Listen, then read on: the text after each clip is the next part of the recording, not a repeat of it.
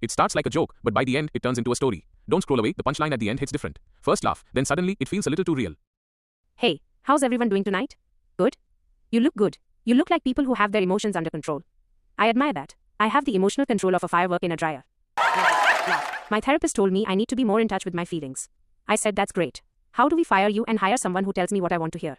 Laugh. But she's right. We're all just walking around with these big, complicated feelings, pretending we don't. You ever have one of those days where you're fine, and then you see a video of a dog waiting for its owner at a bus stop and you just lose it? You're sobbing into your burrito bowl like, that dog's loyalty is the purest thing in this fallen world. And the person at Chipotle is just standing there with the sour cream ladle, terrified. Good laugh. Good laugh, that's me. I'm a functional adult, until a talking baby in a commercial says something mildly profound. He just said love is sharing, and I'm done. Wrap it up, baby, I can't handle the truth.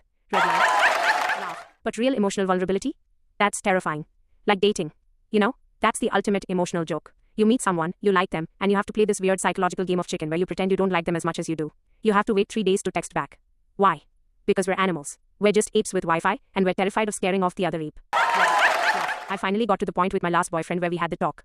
You know the one. The DTR. Define the relationship. It's the most stressful business meeting you'll ever have in your pajamas. I was so nervous I blurted out, so like what are we? And he said, well, I like you. I think we have a real connection. And my heart soared. I got so excited. I said, oh my god, me too. Does this mean I can finally poop with the bathroom door open? He said no. The relationship ended that day. Laugh. He said he wasn't ready for that level of commitment. And honestly, he was right to run. Because that's the thing, isn't it? That's the real test of love. It's not about flowers or fancy dates. It's about seeing the absolute worst, most unvarnished, most vulnerable version of a person, and choosing to stay. Like my parents have been married for 40 years. 40 years. Do you know what their secret is? It's not date night. It's not communication. It's a healthy amount of selective hearing and a shared enemy. For them, it's the neighbor with the leaf blower. That man has been the emotional glue of their marriage for a decade. Red line. But seriously, I see them now, and it's kind of beautiful. They've moved past romance into something deeper. They've entered the shared medical complaints phase of love. Laugh, and they just nod, satisfied. That's intimacy. It's having someone who will compare deteriorating body parts with you. That's what I want. I want someone who will hold my hair back when I'm sick, and then, years later, sit with me on the porch and argue about whether the pain in our left shoulder is the damp weather, or just the accumulated regret of our life choices. Have you? But the scariest part of all that, the scariest part of love and life, isn't the big fights. It's the small things. It's the quiet moments. It's realizing your parents are getting older. My dad is a classic stoic man. Very get her done. Never complains. The kind of guy whose idea of expressing affection is handing you a tool and grunting. Red laugh. So the other day, I'm at their house, helping him in the garage.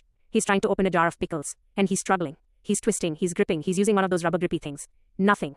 And he just stops. He looks at the jar. He looks at me, and he just hands it over and says, here, you do it. And I opened it. It was easy, and I saw this look on his face. It wasn't frustration. It was acceptance. It was him passing the torch. It was him saying, my watch has ended. You are the jar opener now. Edline chuckles the emotional pause. I almost dropped the jar. I started crying so hard. I hugged him, pickle juice dripping down his flannel, and he just patted my back, stiff as a board, going, all right now. All right. Settle down. It's just a jar. There's more in the pantry. But I saw his eyes were a little wet too. He was just better at hiding it. And that's the joke, right?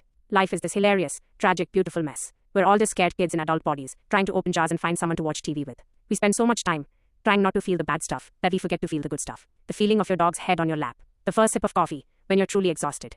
The sound of someone you love laughing at a stupid joke you told for the 100th time. So yeah, be vulnerable. Tell people you love them. Ask for a hug when you need one.